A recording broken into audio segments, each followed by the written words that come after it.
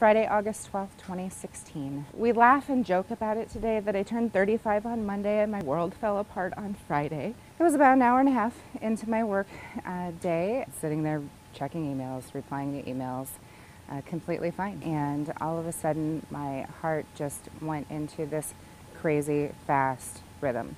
I literally sat there and watched my heart beat through my shirt. I'd never ever felt anything like this. So we certainly have all, had a really hard workout where we're, gasping for air, things like that. I had never experienced this feeling. I was lightheaded and just that gross, clammy, sweaty dripping off of you at that moment in time. I knew something was happening. Pain was starting to come up into my neck, into my arms. And I knew I needed to get help.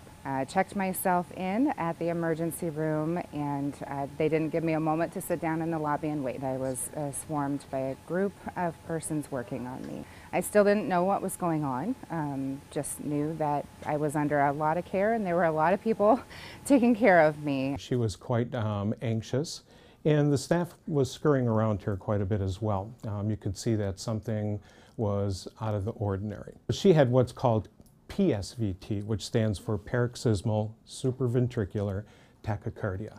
A long word, medical words are long, but it's basically a condition where the heart beats abnormally fast. It's a result of faulty connections or area of hyperexcitability in the area of the heart where these fast impulses are conducted. And it can occur from anyone from newborns to the elderly. And it often occurs in people who otherwise have no other heart conditions at all. Normal heart range is between 60 and 100 beats per minute, and hers was in excess of 200. What you'd like to do is stop the irregular, or it's actually a fast, regular heart rate. And in order to do that, you need to disrupt a short circuit that's in the heart. It's like your computer. When it freezes up, you turn it off. You reboot it and start it again, and the circuits are cleared and the condition goes away. So cardioversion provides that same kind of idea. It's adenosine. Adenosine is a substance that's naturally in the body. It has a very short half-life, less than 10 seconds.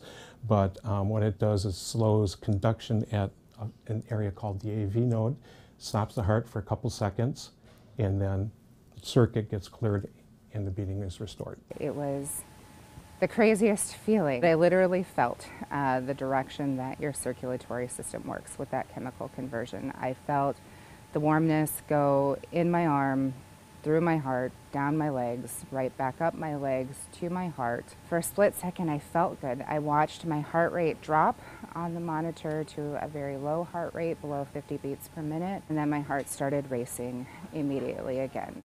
To be helpless was scary. My family history is flashing before my eyes. I lost my grandmother to congestive heart failure earlier that year. And I said, I have a whole life left to live still. This isn't my time.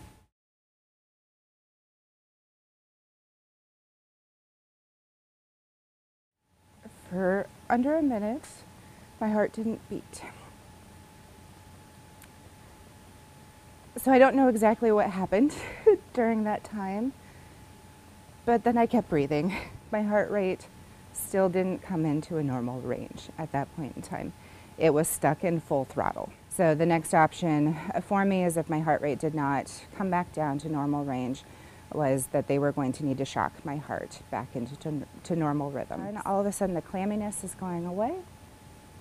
I'm starting to feel better, and I'm watching the heart rate monitor out of the corner of my eye, and it is the most beautiful statistics of numbers that I've ever seen, that it's coming down lower and back into normal range.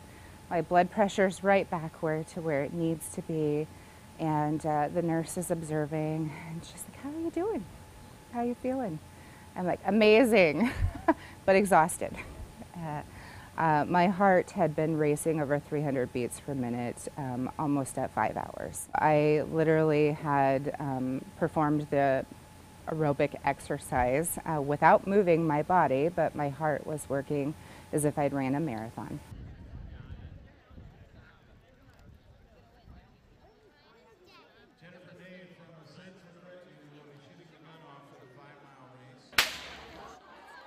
Go, Mom!